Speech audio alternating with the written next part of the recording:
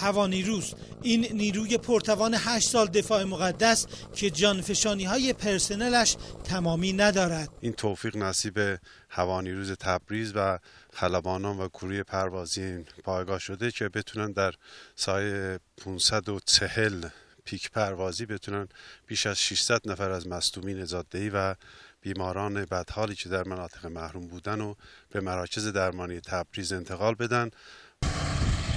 امروز با یکی از این گروه‌های پروازی همراه می‌شویم.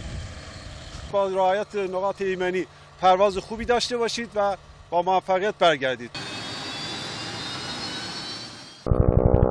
مقصد عملیات امروز یکی از روستاهای شهرستان بستان‌آباد است که بارش برف امکان دسترسی ساکنان آن به شهر را گرفته است.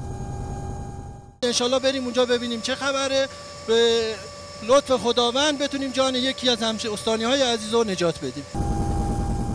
در این عملیات گروه پروازی تیم امداد پزشکی هم حضور دارند. ما 2 نفر پرستار هستیم توی بالگرد. تیم پروازی این بالگرد تلاش میکنه جای مناسبی پیدا بکنه برای فرود هلیکوپتر. مثل اینکه وضعیت خیلی خرابه، بالگرد نمیتونه فرود بیاد، مجبوریم برگردیم پایگاه. تلاش 20 دقیقه‌ای برای فرود بالگرد تیم پروازی را در حال ناامید کردن بود که خلبان با مهارت تمام دل به دریا زد. هلیکوپتر بالاخره نشست و قرار این مصدوم منتقل بشه به بیمارستان تبریز. وضعیت جوی و همچنین وضعیت نشستن منطقه خوب نبود.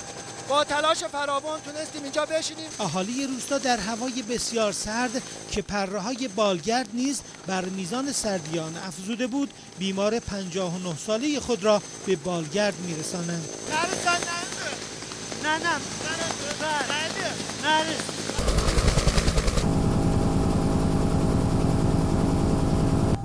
خدمات رسانی به این بیمار آغاز شده و تلاش میشه انشالله تا رسیدن به بیمارستان کارهای اولیه انجام بشه. ما الان بررسی علائم حیاتی میکنیم، بعد در صورتی که لازم باشه با پزشکمون مشورت میکنیم، اقدامات دارویی انجام میدیم براش. Bizim demişlerimiz bu da yolumuzdu da, kalmışı Qəlemanda. Onun qəlbi ağrıyor.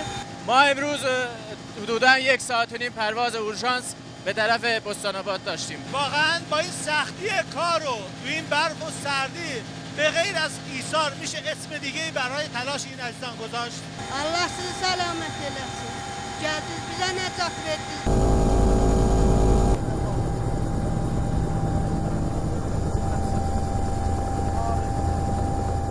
این پایان یک پرواز شیرین است که در